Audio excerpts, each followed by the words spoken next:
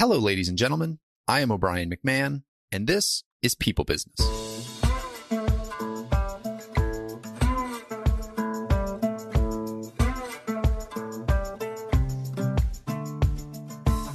In this episode, I'm joined by John Block. John is the CEO and co-founder of Unity Partners, a principles-based private equity firm that partners with investors and operators to build better together. And we talk a lot in this about what that means, that phrase, build better together. John serves in multiple senior leadership roles across the firm and is responsible for driving Unity's partner and Propel investment strategy while working with the firm's investment teams to identify strong, ambitious leaders in attractive markets. Based in Dallas, Texas, Unity's core principles provide a key foundation for the firm to build outstanding people-based services and technology organizations. I think what Unity's doing is pretty unique and really enjoyed diving into this. John and his team have been really thoughtful in the framework that they put together for what their business stands for. And then that radiates out into how they operate. And I sort of question him a little bit on what his framework looks like in practice. And we have a good discussion. And at several points, as you'll hear, he challenges me back a little bit. And we actually have a good dialogue to talk about, one, the reputation of his industry, two, what it really means to balance the needs of the people and the needs of the business, and three, just be a good person and try to find other good leaders. And more than just being a good person, what it means to be a good leader. So all really interesting conversations when it comes to building successful businesses. A ton in here for people to take away and think about when it comes to leading their own business. So I hope you enjoy this conversation. As always, if you like what you hear, always interested in engaging, talking more about this stuff, feel free to reach out to me on LinkedIn. Feel free to reach out to John. You can get his information in the show notes. Always love keeping these conversations going. Here is the conversation with John Block. John, welcome to the show. Excited to jump in and talk about the world of private equity today. That's not something that I have covered on the show very much. I did one episode with an investment banker talking about buying and selling businesses, but I think this will be a really interesting perspective for people to hear. So glad to have you on. Happy to be on the show, and for a podcast called People Business Podcast. It's a shame you haven't talked about private equity yet, because that's what private equity is about. People business, at least at Unity Partners, that's what it's about. So perfect match. Well, I think that's going to be part of the interesting conversation. Is I don't think everybody has that perspective, or the private equity world doesn't necessarily have that brand. So we will get into that today. Let's talk about Unity Partners just to start at the beginning. How did Unity Partners come to be? Great question. Unity Partners came to be, of course, in a flash that happened over many years. So for a long time, if I think of kind of my personal journey that led to the decision to start Unity Partners, I had, for as long as I can remember, dreamed of building a business. I grew up in a family of investors. I grew up in a family of more kind of business builders, entrepreneurs, and really even more than that, kind of just laborers. I looked around and saw people that were successful, and oftentimes they were business builders. And I kind of always desired to be a business builder, as far as I can remember. I ended up starting my career in consulting and then moved into investing, and did end up falling in love with investing because of the opportunity to build awesome businesses and kind of do it from an investor perspective, both from the strategic, the financial, but importantly from the people side of it. And partnering with awesome kind of leaders to build awesome businesses was what I fell in love with. And I did that at my prior firm for roughly 12 years. I had an amazing experience. Really enjoyed the people I worked with, enjoyed the platforms I built, enjoyed the learnings and the chance to teach some people and all of those things, but could never shake that desire to be a part of building my own business with others. I had to say my own because it's not my own. Building our business with an awesome team it is kind of what I could never shake the desire to do. And so I decided in 2022 to leave my prior firm and launch Unity Partners, first with my partner, Brian, and soon thereafter with our early teammates that joined in 2022. And we came together to build Unity Partners. And we really rallied around this kind of central why, which is at the core of Unity Partners, at the core of everything we do as a firm, which is building better together. And that concept If you break each of those words down, the concept of building starts with this idea of building world-class platforms. I talked about it earlier, but about my desire to build, but rolling our sleeves up alongside ambitious leaders and helping them see how great of a business they can build, and doing it with a connotation of investors and operators coming together to truly help build. That word building kind of captures that idea, this idea of better. Big believers in being the best at getting better. We often also say it's not building perfect together, it's building better together, because we're believers in action orientation. So that kind of spirit of better is kind of captured in both of those ideas. It's also captured in the idea that we build better financially, operationally, and strategically. But for us, that's not enough. We build better culturally. We think a lot about ownership culture. We think about communication, accountability, transparency, a spirit of abundance. We tie that all with an employee ownership plan in all of our businesses. Again, we invest in people-based businesses, like I said at the beginning. So when we think of people as the greatest asset, we think you build better when you build stronger culturally, and you do so intentionally. And we think ownership culture captures that. And then this idea of together, bringing unique individuals together into one whole that was stronger. That's why we chose the name Unity Partners. That was always kind of core to our belief that you could start with small businesses, scale them up and build them better, but you have to do it in an integrated way by coming together as one whole. That kind of spirit was what we rallied around in 2022 as the kind of brainchild of the core team of Unity came together to get going and get building. So I want to dive into several elements of what you just said, but I think before we do that, just a general question, like you just said, it's in the name Unity Partners. It's why we chose that name. We have this build better together. Each of those words means something, and then together it means something. And I know, we'll get into your sort of 6 paradigms that stem out from that.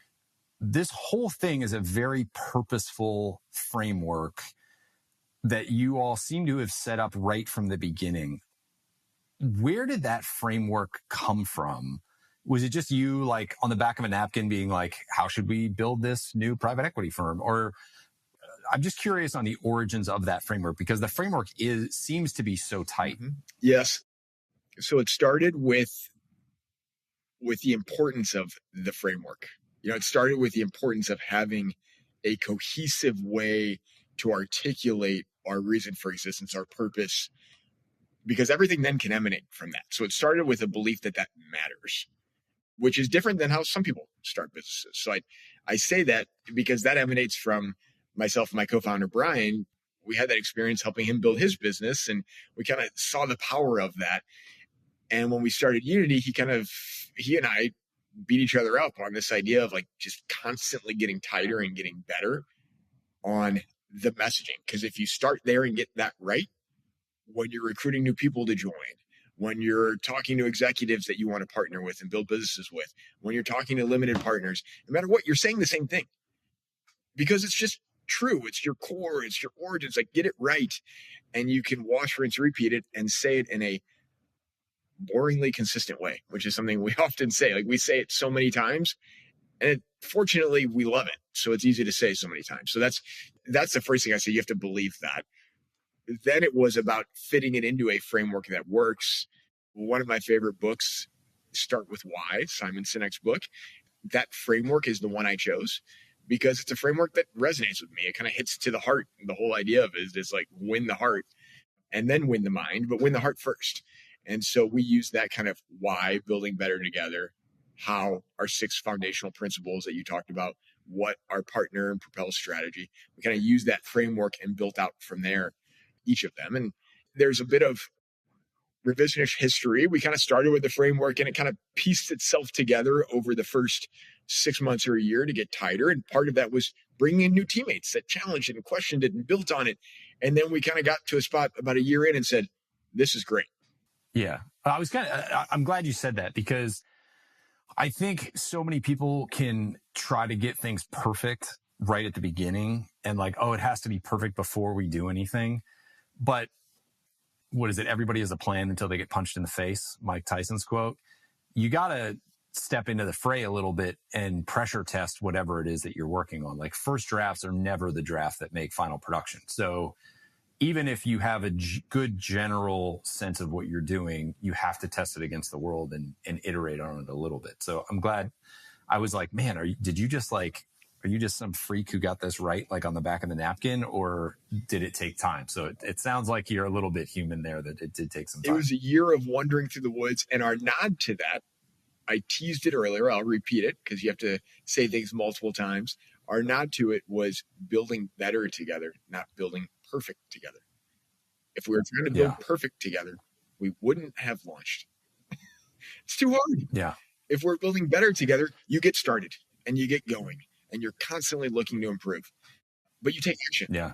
And it's just kind of core to how we think and act. And you picked up on it because that's exactly right. It's how we live.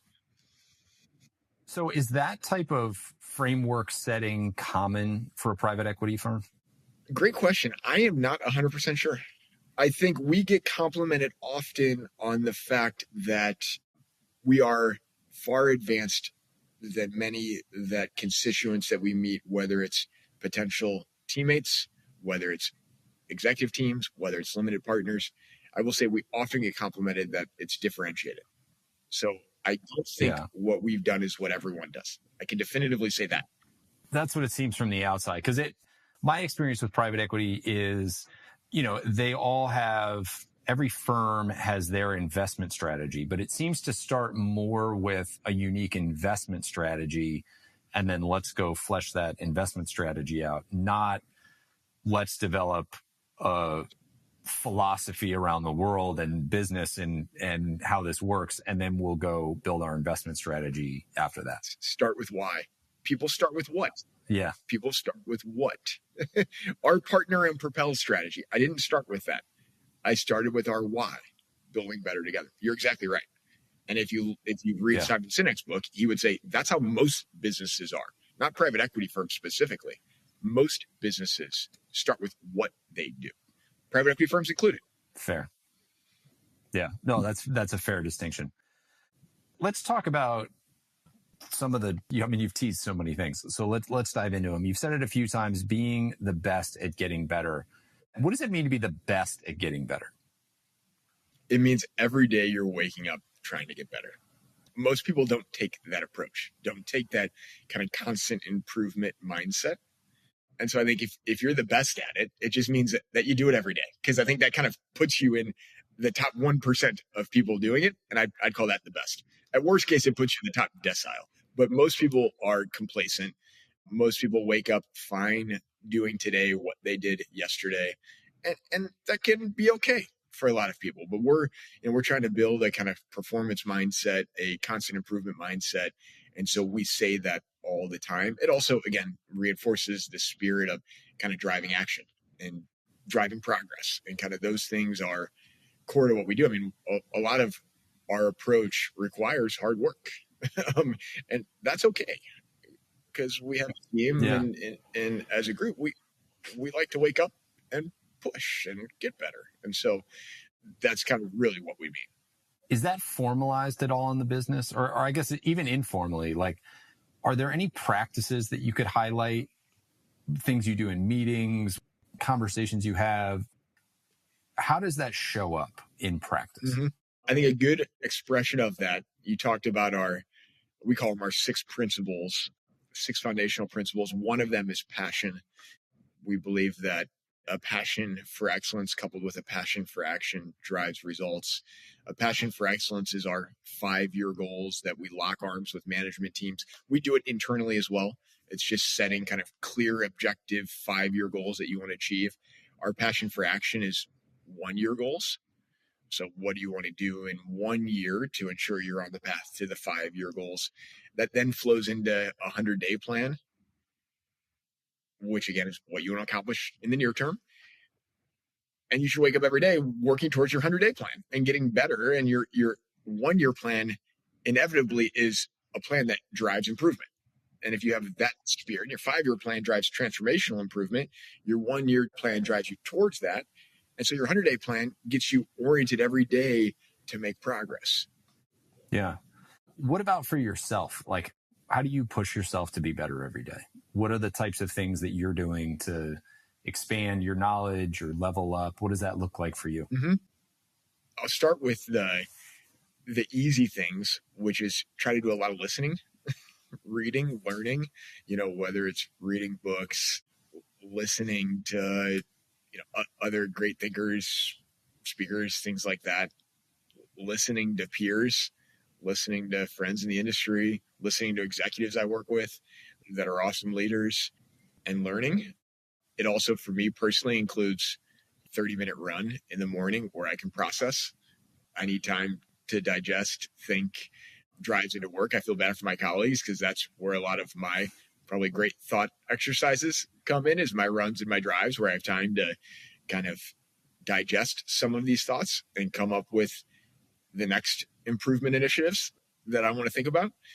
So I'd say those are the main areas. Is so giving yourself a chance to learn, and then giving yourself a chance to process and freeform think. I'm not actually purposely don't listen to podcasts or listen to music when I run.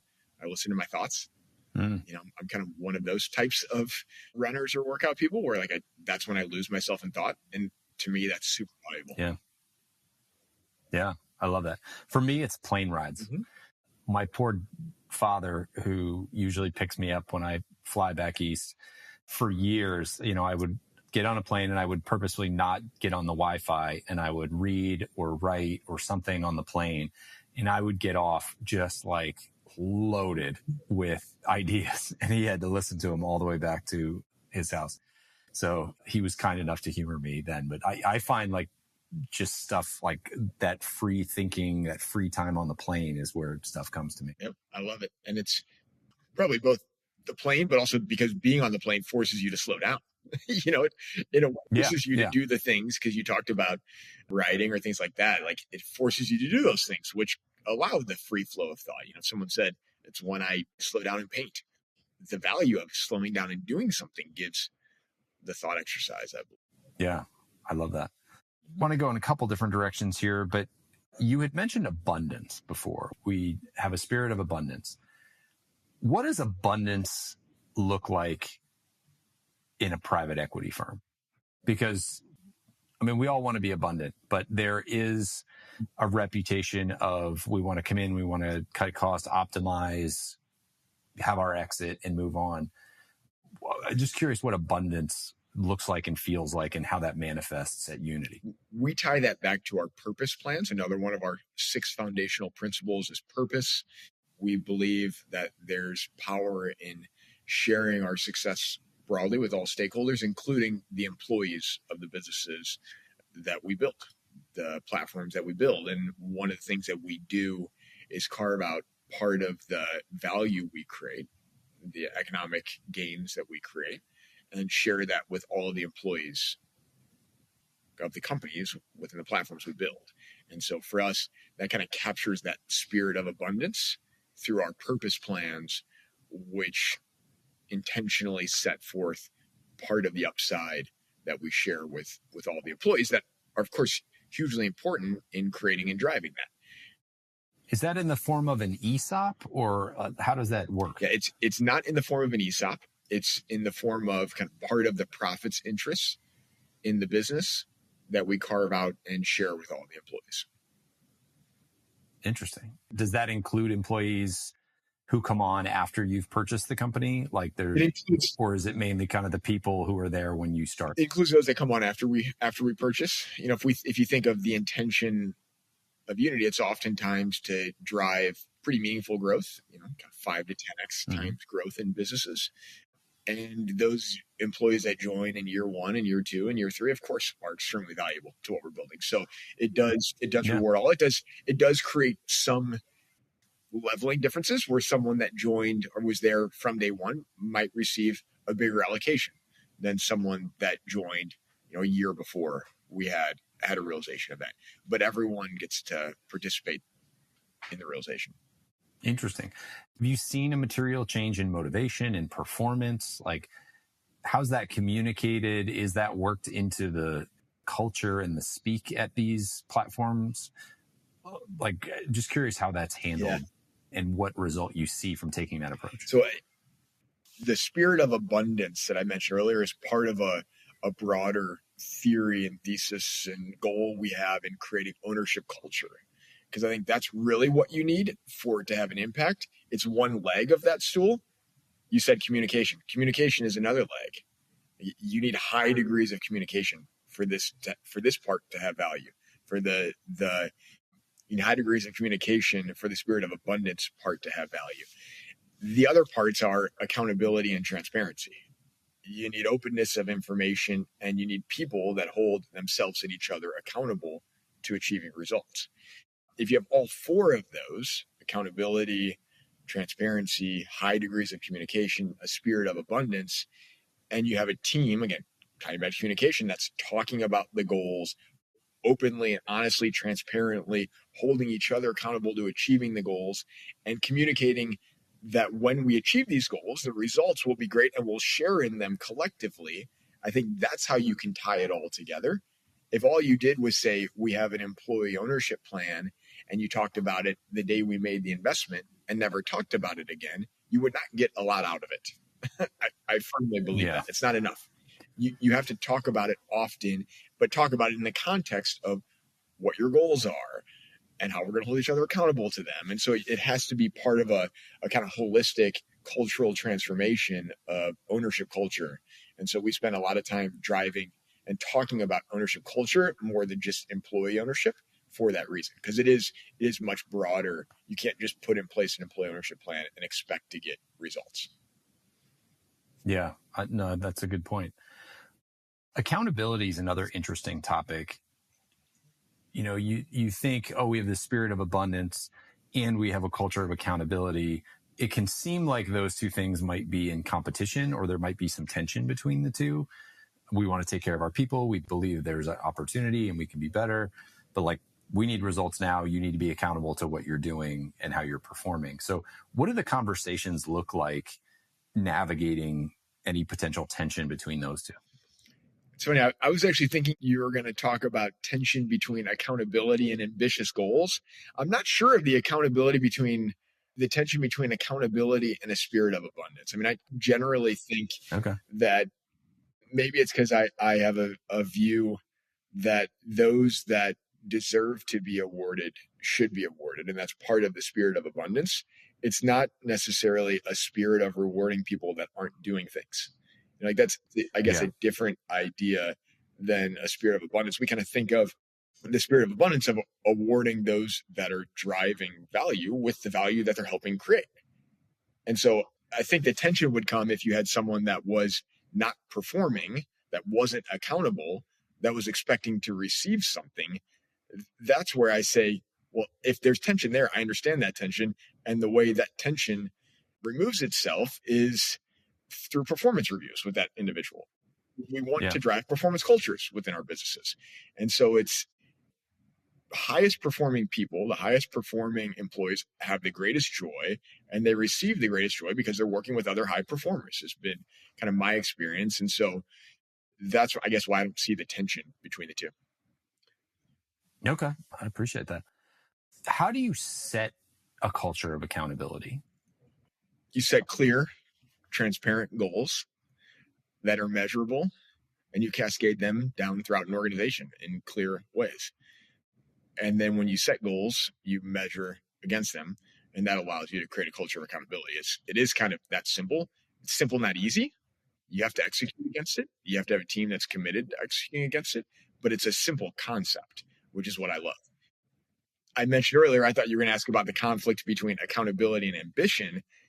There I do have some views, because I don't think being accountable means you achieve 100% of your goals. Oh, okay. Interesting. Tell me more. If you achieve 100% of your goals, you didn't set ambitious enough goals. You know, I'm kind of one of those thinkers. Like, I'm okay with goal setting being far out. Like, we want ambitious goals. If you achieve 4 out of 5 of your targets for a year, and your 5th target, the one you didn't achieve, you own the reason you didn't achieve it. You can articulate what happened. You take ownership for what happened. You have a reason why either that goal should change in the next year, or what you plan to do to achieve that goal in the next year, and you go get that done. I think that's okay. That's being accountable for your miss. You can be accountable for a failure, and it's still accountability. And a failure is, I guess, if you had 5 ambitious goals and you missed one, that is a failure in that goal, but you can still be accountable to it in a way that says, okay, I'm taking ownership of it. If you said, that 5th goal, oh, geez, what happened with your 5th goal? Well, I would have hit it, but of course, Susie over there or Jimmy over here, they dropped the ball, and then the market happened and all these things. It's like, well, then you just mitigated away the reasoning, and like that's not very accountable. So we kind of take the view that you can still be accountable and not achieve 100% of your ambitious goals. Yeah. Well, that's interesting, because that gets to something that I was kind of poking at, which is this concept of psychological safety.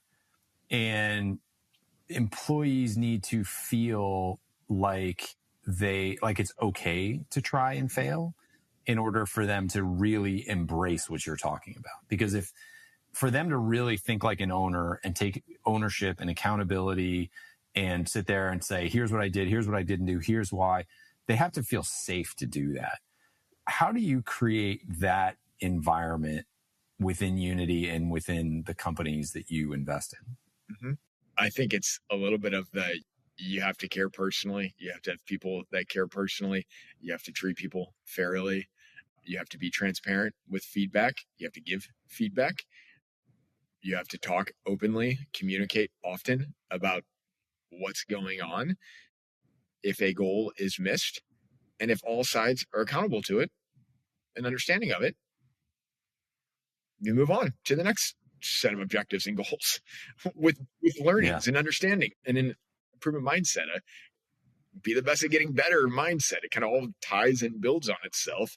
You kind of come back to these same concepts and reinforce them in this way. And so I think that's a little bit of how you have to do it, is just rely on the quality of people. They got to be good people test, of course. Yeah. Well, let me ask you in a little different way, or maybe coming at it from a different angle. How do you fight at Unity? How do you disagree? You're a framework guy. Do you have a framework for how you deal with disagreements, or do you have any best practices? Like, I'm just curious. All of this is great when things are great, but when you get into it and there's tension and somebody wants to do something, somebody thinks it's a terrible idea, there's plenty of times where we all have disagreements. How do you resolve those within Unity, within this framework that you've built? Mm-hmm. Again, you communicate, you talk through it, you discuss it. Ultimately, in any given decision point, there has to be a decision maker. And you have to have clarity around who that decision maker is.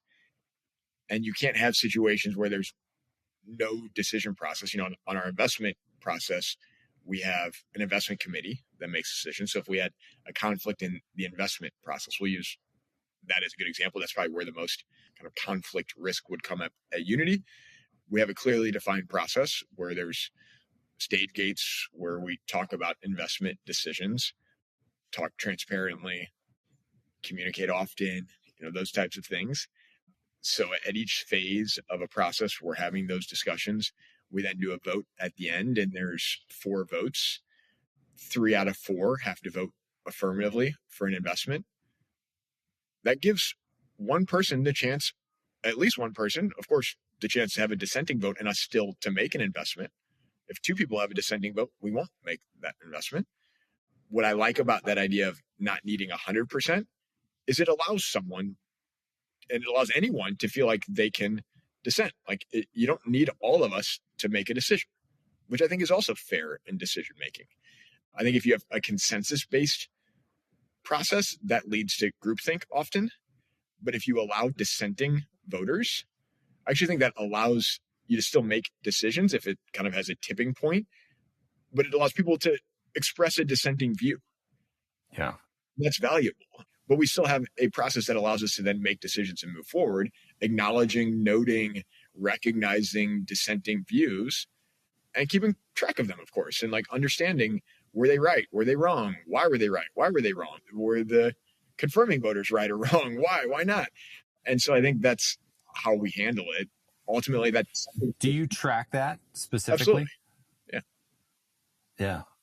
You say absolutely, but I think people don't often track their decisions. I think that's probably right. That's because we make a couple investment decisions a year. So that's the reason why we can do that. If you're talking about like the decisions we make every single day, do we track all of them? Of course not. But, well, your business is decision making, right? Investing is decision making. It's where do you put your money? Where do you? We make 3 investments a year. Yeah. So it's kind of very focused decision making. Then what we do is make a lot of different decisions every day to help drive these businesses forward. We're not perfectly tracking. They're not like voting decisions. Nor is there often conflict about those decisions because you're just kind of pushing them. Yeah. But I like the thought of having a way to track your big decisions and go back and reflect on those. Yeah. I've thought about that. I've heard if people want to get into individual investing, do it on paper first and go back and track and why did you make the decisions you made and did those reasons prove to be smart or not smart? And you can, if you're a little bit patient in the beginning, you can learn whether you can cut it or whether you don't know what you're doing. So I like that as a concept. You mentioned the term groupthink and the negativity that can come around groupthink. I've heard you also say that you do believe in the power of team thinking. Can you define the difference between groupthink and team thinking? Yeah, I guess it's a fine line, I would say. And I'm not sure I've thought about the distinction, to be honest. So I don't know that I have a perfect definition between those two, nor do I know that they should be considered 2 different concepts. Okay. Maybe I would say the constructive team or group thinking versus destructive team or group thinking. Constructive team or group thinking allows for conflict. Destructive group thinking or team thinking, for that matter, it just has everyone moving in the same mindless direction, which I think is the kind of requires everybody to agree. I think it's more kind of that spirit. I think healthy teams allow for some of that dissenting view, and then they come together and go as one unit. It's okay on the practice field, if you use a sporting team concept, to have discussions around should it be this formation or that when we run, this play or that. But then when you're on the field in the game, like you have to be on the same page. You have to get past whatever discussions you had on practice and align and go when you're in the game. Yeah. I interviewed another woman, actually interviewed her this morning. That will be another episode, Elizabeth Latardo. We talked about the concept of disagree and commit. Not everybody in the room has to agree, but once a decision is made, you all have to commit to making the best of that decision. I would nod my head furiously with that. It's exactly what we're talking about. Yeah. So let's talk about culture for a little bit. You are investing in people. You talked about being a people business and investing in people businesses. How are you evaluating the leaders of businesses when you're thinking about investing in them? Like, what goes into the evaluation of the people, not just the business? I love that question. We get asked that question a lot, and I think it's an extremely important question. First thing I'd say is when we do our best evaluation of people, it's when we get to spend a lot of time with them. There's nothing to me that replaces that. And it's not necessarily a lot of time over a 3-day weekend. That's not really what I mean. Yeah. I can decide if I'm going to be friendly with someone over a 3-day weekend, but to decide if I think they're someone that scores high on the leadership characteristics we value, that does generally take more time. And the reason it takes more time is I'm going to come back to some of our favorite things that I talk about is we look to assess how accountable someone is. It takes time to assess accountability because you need to hear them say some of the things they're going to do and then have time to see if they do the things they're going to do. That's one of the metrics I love to assess leaders on because I think it's a core metric for ownership culture I've described. And so it better be something that the leader exemplifies. So that's one of the kind of key things I love to listen for. Another one is, again, not surprisingly, transparency. Do leaders talk openly about the goods, the bads, the indifference? because everyone has them. Every business has them. Every person has them. Or are they constantly trying to hide the kind of 50% that isn't stellar and sparkling? It's okay to be transparent about weaknesses or about areas of opportunities, or however you want to frame them, talk about them, describe them. It's good to be transparent about them. So that's one that I think is important for assessing leaders. I'll come back to the communication one in a second. The spirit of abundance one, are they a we person? You can learn a lot from someone and how often they say we versus I. It's kind of that classic leader versus boss chart that maybe many people have posted on their wall over the years that want to be leaders. Are they a we versus I person? That's something I listen to a lot. And then how, in that element, how they treat people around them when they're at the office. Are they saying hi to people? Are they interacting?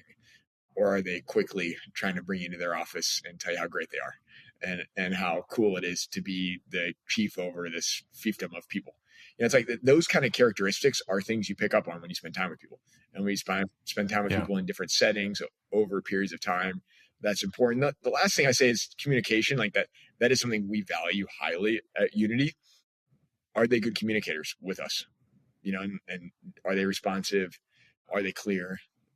Those types of things, because we think that's extremely important when you're building a platform, because you have to communicate often, 7 times, whatever the number of times, and it's got to be often. So leaders have to be really good communicators. And communication doesn't mean, can I stand up in front of a room with 50,000 people and give a speech at a convention? That's not necessarily what I mean. There's different forums, different ways, different mediums now, thankfully, that people can communicate, and some great leaders communicate in different ways. And that's fine, but you still have to communicate. So you said 7 times. Can you share a little more about what that means? It's just this idea that when you say something, assume it's not heard, say it again, and then assume it's not heard, say it again, and then assume it's not heard, and then again, and then 49 times, and then that times 7 times. I forget that math. And so it's just kind of that spirit of you have to be willing to say things again and again. I mean, that counts. Yeah. You're going to get bored of saying it long before people hear it. Tying back to building better together and our love for it, you have to have a message that you love, because you're going to say it all the time. Yeah. Yeah. Well, and I think even when people start to hear it, then continuing to hear it reinforces that you're serious about it. Locked In, where I work, the Locked In family who owns the business talks all the time about culture and the importance of being family owned and the importance of being private. I mean, it is at every interaction we have. It's in emails all the time. Like, that is so much of the culture, because it is what the leaders are talking about all the time. And there's no room for guesswork on where we stand in those really important pieces of the business and how we differentiate what's different, what's special about us, because they're saying it all the time.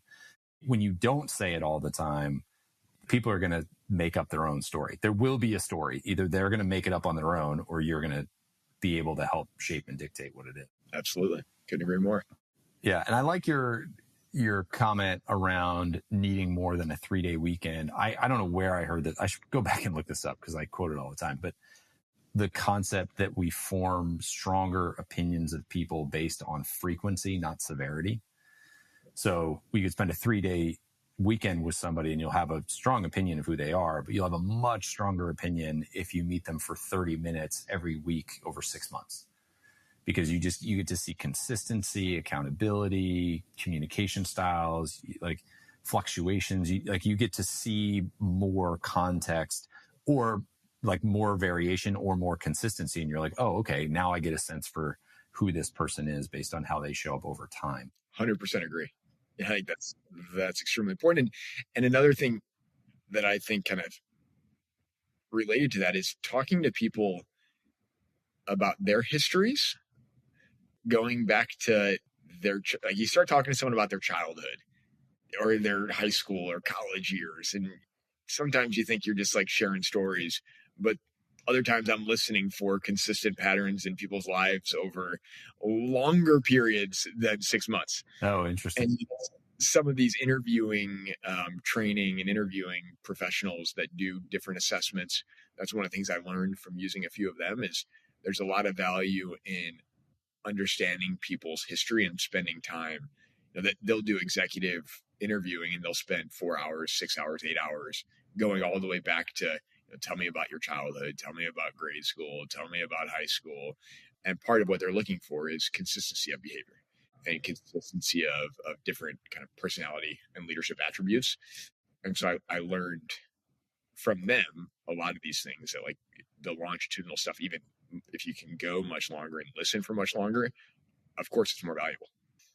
Help me understand that a little bit more. Like, what would be a red flag that would turn you off from somebody? Like, if somebody was sort of a flunky in high school, but got their stuff together in their early 20s once they hit business and were like, oh, I really like this, and became an entrepreneur. Like, does the fact that they were a flunky in high school turn you off because of the inconsistency? Or like, what would be enough to tell you like, oh, there's something here I got to watch out for? Absolutely not. If that person took accountability for the reasons why they were a flunky in high school and corrected themselves and grew and got better as a person, then I just learned that person's kind of pretty awesome. Yeah. At living the ethos of like taking accountability and getting better. I learned a ton from that story, actually.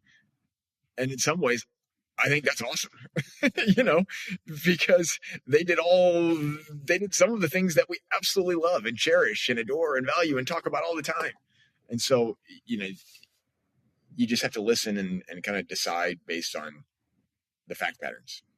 Okay. So counter to that would be somebody who was a flunky in high school, who had a lot of excuses for why that happened, and then maybe caught a good break, and that was why they were able to be successful, but still isn't taking accountability for things that maybe did go wrong. Then you're like, okay, I can see what's going on here.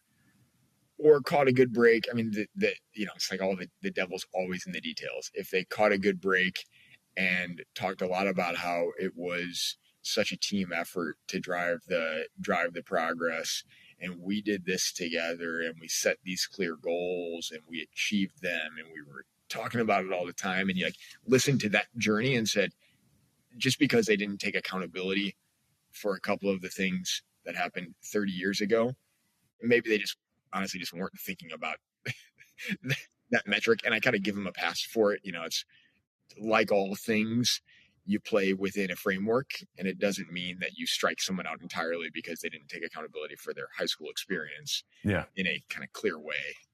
I kind of think of their actions took accountability for it.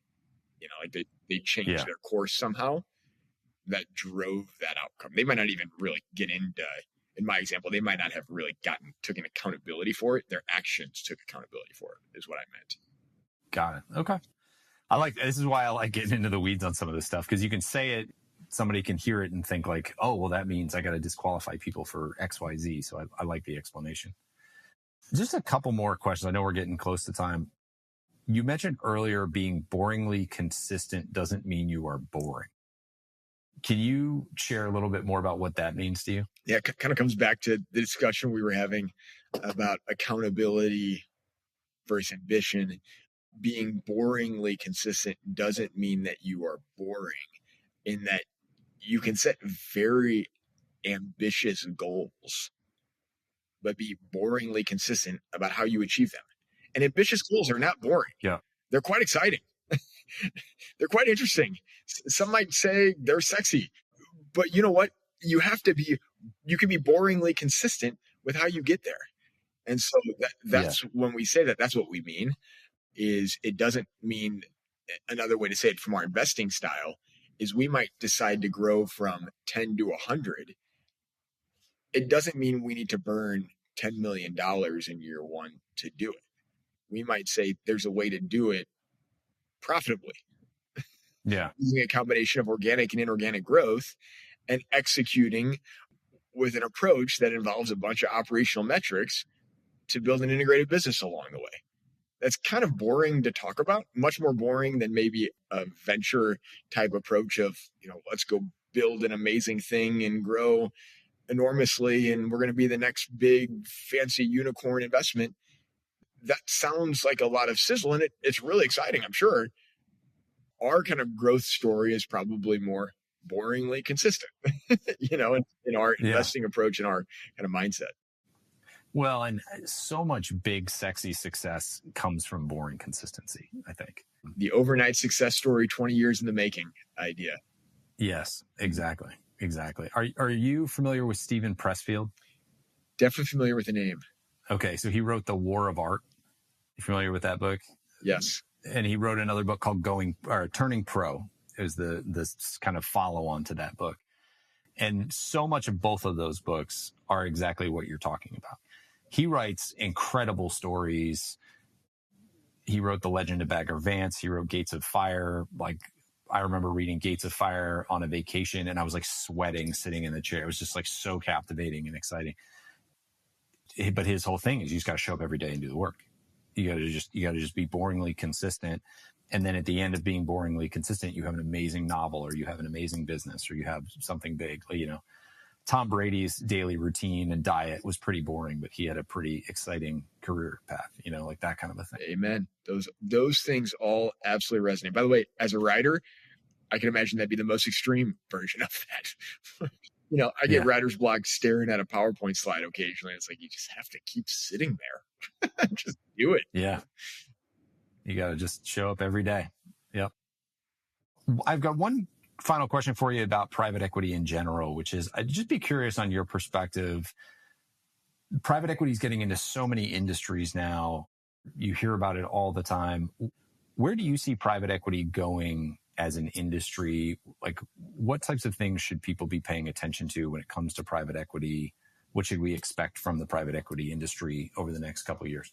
I think when you said you've seen private equity get into so many things, do you think of private equity? It was on a kind of, over the last 30 years, was on a growth curve. And the last 10, it's really accelerated. I think we probably are getting to more of a maturing point in private equity. And I think what that means is you will see it and continue to see it in a lot of places. I think that kind of reality is, we're here. It's a great asset class. It's a great opportunity for us to do what we love doing, which is build businesses.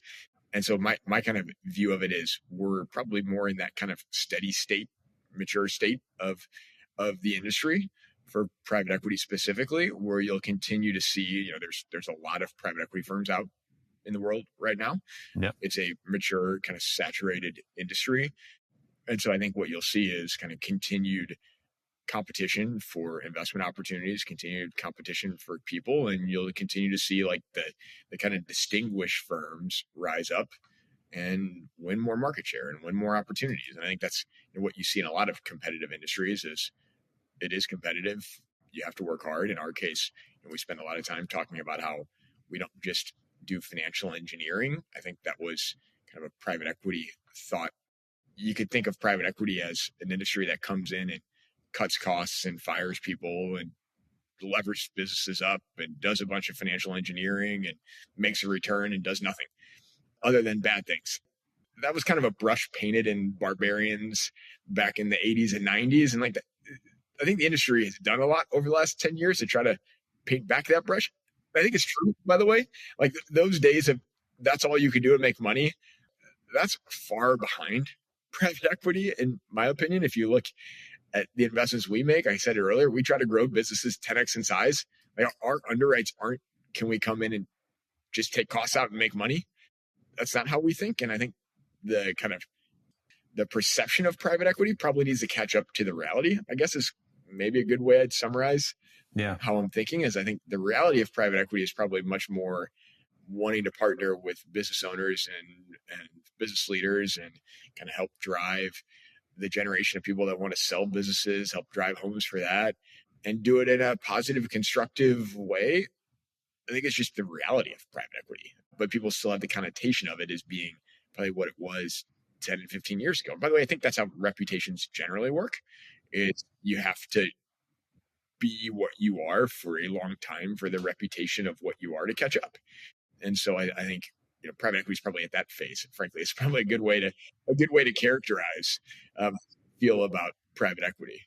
No, that's interesting, and I've noticed that. I've talked to people about that and thought about it for myself. Like, if you're trying to change a reputation that you have to go so far beyond the point of the change. Back to your like 7x7 thing. Like, you have to exhibit it for so long before people finally drop the old one and see you as the new one. Like, way after you get frustrated that you're like, I have changed. Like, way after that point, do people start to see the change? And by the way, I think it's not just if you're trying to change the reputation. I think that's just a little bit of the reality of how we have to create value for our investors. I think the days of not having to do anything but cut costs, like, there's just a lot of people that have learned to get lean over time in businesses. Yeah. And so I don't think that's just like the easy things are harder to find because there's less of them and there's more people looking for them. So I think the reality, it's not just they're trying to change reputation. It's just that's the reality. And then the reputational influences do follow. Yeah. Yeah. All right. Last question for you, because we've talked about books a couple of times. I know you have a book club at Unity. What are some of the books that have shaped your thinking? You mentioned Starts With Why. What other books would you recommend that have really shaped your thinking as a human and as a business leader? A book that I think about, it's not part of any of our frameworks directly, but I read it once and I think about the title often in the spirit of it. So I'll mention it first. Radical Candor by Kim Scott. And it's, the 2x2 matrix is care personally and challenge directly. And if you think of a lot of the things I talk about how you can be a good leader, a good person, challenge, build culture, and still do it in a performance culture way, I think that book has a good framework for that. And that's kind of this idea that if you do care about people, you have to challenge them directly and do so in a way that is fair, kind, open, transparent, all of those things. And when you do all of those things, you end up in this really high performing quadrant. And that's really cool. If you don't believe in challenging, you end up in this quadrant of this kind of ruinous empathy, I think is what it's called. But it's kind of this spirit of like, you just don't perform. You Jeff Bezos, every day's day two. You just like slowly kind of die as an organization because you're not challenging enough. And if you don't care personally, the bottom half, it's like you're either just a bad person or you have a me mentality, either of those ideas. So that's a book and a kind of mindset that I think about a lot. It's a book I haven't recommended in a bit, but I think about the book a lot, actually. So that's one that I'll recall back to a favorite concept. I like it. All right.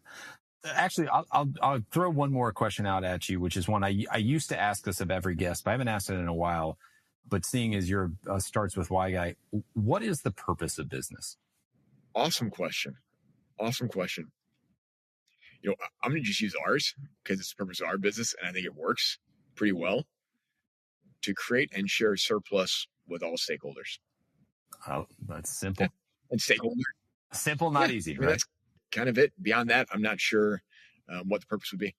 Create and share a surplus for all stakeholders. Create and share surplus for all stakeholders. I love it. John, this has been fantastic. I appreciate you coming on and helping change my thinking in several ways. So that's always a plus for me. I always enjoy that. Where can people find you, follow along with your journey? Absolutely. People can find Unity at unitypartnerslp.com or at our LinkedIn page. They can find me at my LinkedIn page, John. And we'll link to all that in the show notes. So no worries Absolutely. There. Great. Well, everybody, thank you for listening. If you are interested in any of this and, want to connect with John, I encourage you to do that. Or if there's a way that I can help you connect with John or Unity, happy to help facilitate that. And hope this helps you be better leaders and better human leaders in your own businesses. Take care. Awesome.